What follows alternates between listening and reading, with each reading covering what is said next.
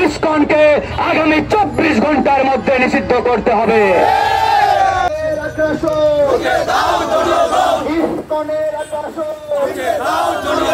খুনি সন্ত্রাসী ছাত্রলীগকে যেভাবে নিষিদ্ধ করা হয়েছে, ঠিক একইভাবে একই কায়দায় বাংলাদেশের সার্বভৌমত্ব স্বাধীনতা বিরোধী ইসকনকে আগামী 24 ঘন্টার মধ্যে নিষিদ্ধ করতে হবে।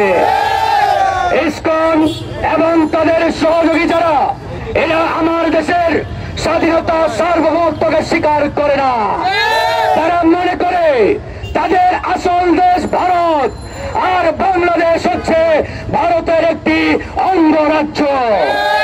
আমাদের কথা একবারেই সহজ, এই সরকারকে সিদ্ধান্ত নিতে হবে তারা বাংলাদেশের পক্ষে, স্বাধীনতার পক্ষে, নাকি ভারতীয় রয়ের এজেন্টের পক্ষে। আমরা গভীরভাবে আতঙ্কিত, আমরা গভীরভাবে লক্ষ্য করছি এই সরকারের চতুর্দিকে 90% চেয়ারে ভারতীয় রয়ের এজেন্টরা বসা রয়েছে। অনতিবিলম্বে এই ভারতীয় রয়ের এজেন্টদের বহিষ্কার কিংবা অব্যাহতি না দিলে আমরা বেশি দিন চুপ থাকবো না। আজকে বন্ধুগণ, চট্টগ্রামে আমাদের তরুণ আইনজীবী, আমাদের ভাই সাইফুলকে গলা কেটে হত্যা করা হয়েছে। তারা এই হত্যাকাণ্ডের মাধ্যমে বাংলাদেশে একটি মেসেজ দিতে চায়, একটি বার্তা দিতে চায় যে আমরা হারিয়ে যাই নাই। আমাদের আম্মাজান, আমাদের নেত্রী ভারতে পালিয়ে থাকলেও তার সন্তানেরা বাংলাদেশের আনাচে কানাচে রয়েছে, এবং এই বাংলাদেশকে বিপদে ফেলার জন্য হাসিনার এই সন্তানেরাই যথেষ্ট। তারা এমন একটি মেসেজ দিতে চায়। প্রিয় বন্ধুগণ, আজকে বলতে হয়, এই দেশে সাম্প্রদায়িক দাঙ্গা লাগানোর জন্য ভারত এবং তাদের এদেশীয় এজেন্টদের ব্যবহার করে একটি বড় ধরনের পরিকল্পনা বাস্তবায়নের চেষ্টা চালানো হচ্ছে। একটা কথা একবারে ক্লিয়ার করে দেই, আমাদের হৃদয়ে, আমাদের শরীরে আবু সাঈদের রক্ত, মীর মুগ্ধের রক্ত প্রবাহিত হচ্ছে। এই শরীরে এক ফোঁটা রক্ত থাকতে এই বাংলাদেশ নিয়ে ভারতকে ছিনিমিনি খেলতে দেওয়া হবে না। এই বাংলাদেশ কিভাবে চলবে, এই দেশকে আমরা কিভাবে চালাবো, সেই সিদ্ধান্ত বাংলাদেশের ছাত্র এবং জনগণ নেবে। এই দেশ কিভাবে চলবে সেই সিদ্ধান্ত ভারত নিতে পারে না, নিতে দেওয়া হবে না। আজকে যখন উগ্রবাদী ইসকনের সেই কমান্ডার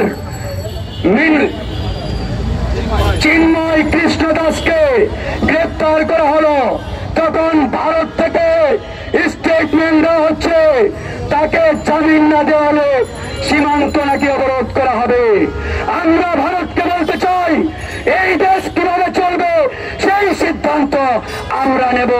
তোমাদের মাতব্বরি এই বাংলার মাটি থেকে 5ই আগস্টে আমরা কবর দিয়ে দিয়েছি। এদেশে ভারতের কোন তাবেদারি, ভারতের কোন কথা, সিদ্ধান্ত আমরা আগামীতে আর বাস্তবায়ন হতে দেব না। প্রিয় বন্ধুগণ, আজকে সারা বাংলাদেশে তাদের যে অপতৎপরতা, এই অপতৎপরতা রুখে দিতে আমরা প্রস্তুত। ইতিমধ্যে ভারত এবং খুনি হাসিনা 1000 কোটি টাকার একটি প্রকল্প বাংলাদেশের মাটিতে বাস্তবায়নের চেষ্টা চালাচ্ছে।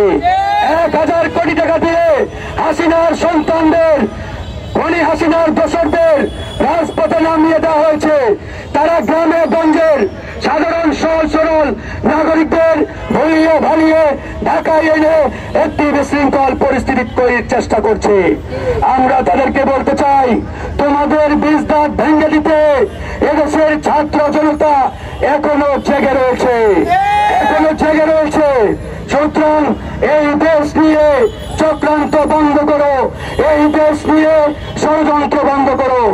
আমরা জেগে আছি, আমরা হারিয়ে যাই নাই।